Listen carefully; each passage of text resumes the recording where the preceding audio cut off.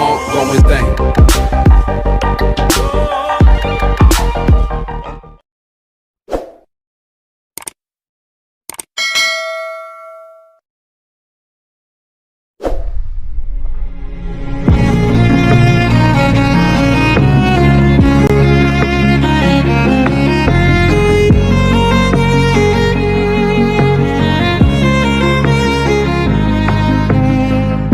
I wish I could remember every second we had.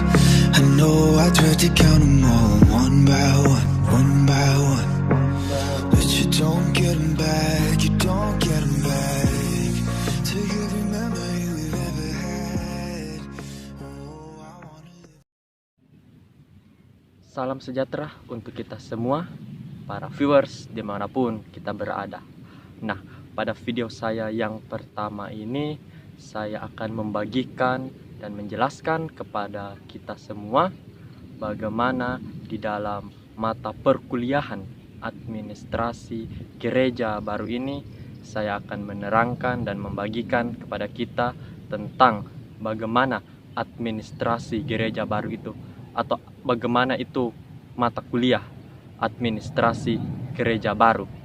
Nah, di dalam administrasi gereja baru ini sangat penting kita pahami bahwa dasar dari pembelajaran dari mata perkuliahan administrasi gereja baru ini memuat 6 dasar utama, yakni dinamakan sebagai dimensi. Wah, sungguh kata-kata yang luar biasa. Ada dimensi di dalam mata perkuliahan administrasi gereja baru ini. Nah, ada 6 dimensi yang akan saya bagikan kepada kita semua. Tentu di dalam video saya yang pertama ini, saya akan membagikan dimensi yang pertama di dalam administrasi gereja baru. Nah, tentu kita semua bertanya-tanya, dari 6 dimensi itu apa saja semua judul atau tema dari dimensi-dimensi tersebut di dalam administrasi gereja baru.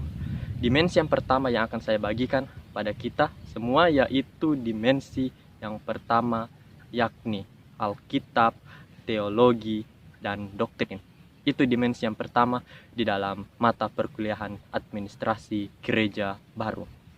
Nah, para viewers dimanapun kita berada, sebelum lanjut saya ingin menceritakan atau saya ingin membagikan kepada kita semua bahwa di dalam mata perkuliahan administrasi gereja baru ini merupakan mata perkuliahan yang baru, ya.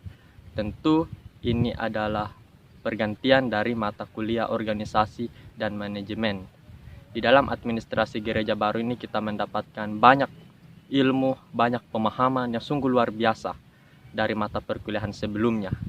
Nah, saya ingin menjelaskan dan membagikan kepada kita semua bahwa administrasi gereja baru ini, apa itu administrasi gereja baru itu? Tentu kita bertanya-tanya selama ini.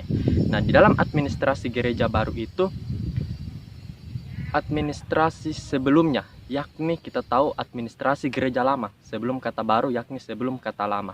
Administrasi gereja baru itu merupakan suatu batu loncatan, ya, atau perubahan atau evolusi. Wow. Dari perubahan administrasi gereja sebelumnya tadi, yakni administrasi gereja lama. Di dalam ini, administrasi gereja baru ini itu adalah suatu terobosan, ya. Penting kita perlu pahami bahwa administrasi gereja baru ini merupakan suatu terobosan yang dimana di dalamnya itu dapat mengelola pelayanan gereja berbasis pada Alkitab, teologi, dan doktrin, ya. Itu yang akan kita masuk dalam dimensi yang pertama itu. Nah, masuk dalam dimensi yang pertama yakni Alkitab, teologi, dan doktrin di sini, saya ingin menerangkan bahwa ini adalah merupakan suatu dimensi yang saling berkaitan atau memiliki hubungan satu sama lain di dalam administrasi gereja baru. Nah, keterkaitan antara ketiga pokok ini di dalam dimensi yang pertama ini memberikan suatu pola pikir yang baru, ya, untuk mengembangkan bagaimana administrasi gereja yang lebih baik lagi. Untuk menciptakan bagaimana pentingnya administrasi gereja baru di dalam era pada saat ini. Nah, viewers dimanapun kita berada, keterkaitan antara Alkitab, teologi, dan doktrin ini sangat penting, karena ini juga merupakan suatu dasar, ya, suatu dasar dalam pengembangan administrasi gereja baru itu. Saya ingin membagikan sedikit bahwa administrasi gereja baru itu pada intinya yaitu berbicara mengenai suatu terobosan dalam mengelola suatu pelayanan, suatu keilmuan yang berpacu pada disiplin multidisipliner, yang kemudian administrasi gereja baru itu merupakan suatu perpaduan antara administrasi publik, administrasi bisnis, dan administrasi gereja itu sendiri tentunya, yang dimana di administrasi gereja baru ini memiliki suatu pembaharuan, yakni seperti metode, cara, atau kinerja-kinerja yang masih ada di dalam administrasi gereja lama atau yang masih kuno, belum ada perubahan dia ciptakan. Kemudian dari ketiga dimensi itulah merupakan suatu patokan yang akan kita bahas di dalam dimensi yang pertama ini. Nah, para viewers dimanapun kita berada, di dalam menganalisa ini tentunya dapat diharapkan memberikan suatu pemahaman atau hasil yang baik tentunya dalam mengembangkan atau mewujudkan suatu sistem administrasi yang lebih cemerlang dalam dimensi yang pertama ini.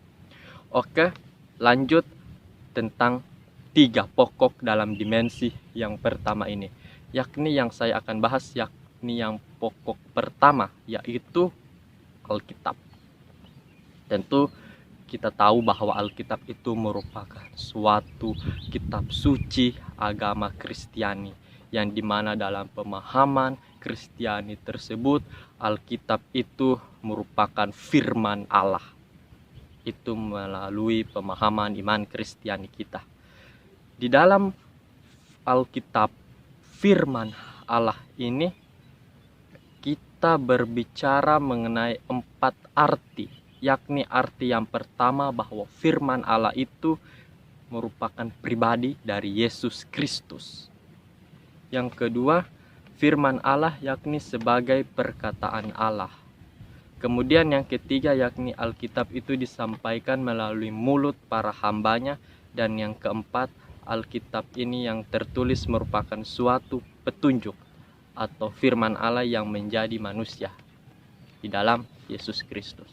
Itu merupakan suatu penjelasan saya mengenai Alkitab pada pokok pertama dalam dimensi yang pertama ini. Kemudian lanjut pada pokok yang kedua yakni teologi.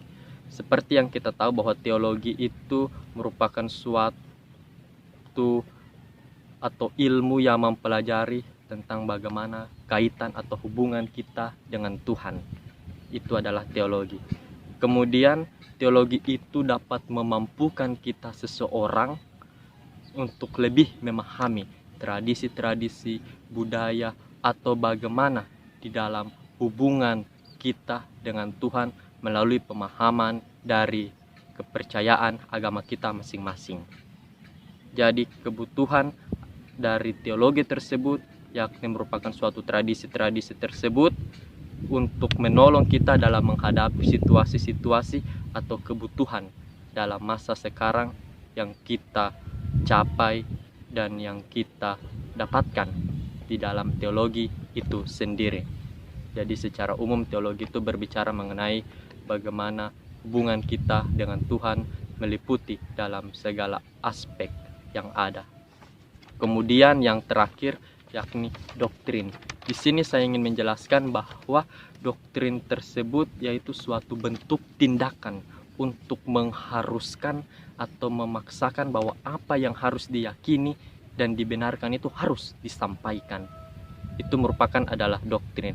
Dalam ketiga pokok ini, dimensi Alkitab, teologi, dan doktrin ini saling berkaitan seperti yang saya sampaikan tadi, di mana dari kebutuhan-kebutuhan tersebut dapat memampukan para jemaat dalam mewujudkan administrasi gereja baru yang lebih baik lagi. Jadi tanpa Alkitab, teologi atau doktrin dalam ketiga pokok utama dalam dimensi yang pertama ini tentunya tidak relevan kalau ketiga ini tidak saling berkaitan. Jadi Alkitab tersebut dapat dijabarkan secara luas bagaimana dalam mendalami suatu teologi dan doktrin-doktrin dapat membuka mata atau pikiran kaum awam tersebut untuk melihat lebih jelas lagi bagaimana titik terang yang harus kita pahami. Jadi viewers, untuk mewujudkan administrasi gereja baru yang lebih baik lagi, hal yang pertama kita perlu perhatikan yakni ketiga pokok dalam dimensi yang pertama ini. Alkitab, teologi, dan doktrin itu sangat penting, sehingga kita membahasnya pada dimensi yang pertama ini. Jadi dalam pemaparan saya mengenai administrasi gereja baru itu lahir dari kehendak Allah yang didukung oleh Alkitab, teologi, dan doktrin. Dan ketiga hal ini memampukan administrasi gereja baru untuk lebih berkembang dan lebih maju dengan menggunakan metode-metode, cara, dan dasar yang jelas dan benar untuk mewujudkan AGB atau administrasi gereja baru ke depan yang lebih baik lagi. Jadi melalui artikel yang saya bagikan kepada kita semua, para viewers, saya membagikan hal-hal yang tadi itu. Jadi yang saya ingin katakan terakhir dalam video ini bahwa melalui Alkitab, melalui teologi, melalui doktrin ini merupakan suatu hal yang penting dan saling berkesinambungan di dalam dimensi yang pertama ini. Tentunya diharapkan dapat memberikan suatu nilai-nilai, suatu hal yang membuat administrasi gereja baru ini memiliki terobosan yang memiliki dasar yang jelas ini. Ketika memiliki dasar yang jelas, kita dapat lanjut kepada hal-hal selanjutnya yang merupakan suatu yang penting, yang dapat memajukan, yang dapat mengembangkan sistem di dalam administrasi gereja baru yang lebih baik lagi dan dapat diterima dan disukai oleh semua orang.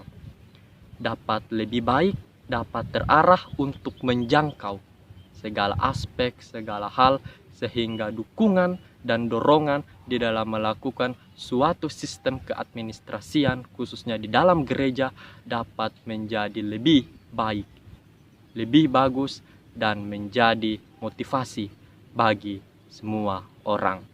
Demikian hasil pemaparan saya yang saya sudah paparkan, yang sudah saya jelaskan, dan yang saya sudah bagikan kepada kita semua. Kiranya dapat menolong kita untuk memahami bagaimana dimensi yang pertama ini di dalam AGB atau administrasi gereja baru. Terima kasih, sampai jumpa pada dimensi selanjutnya.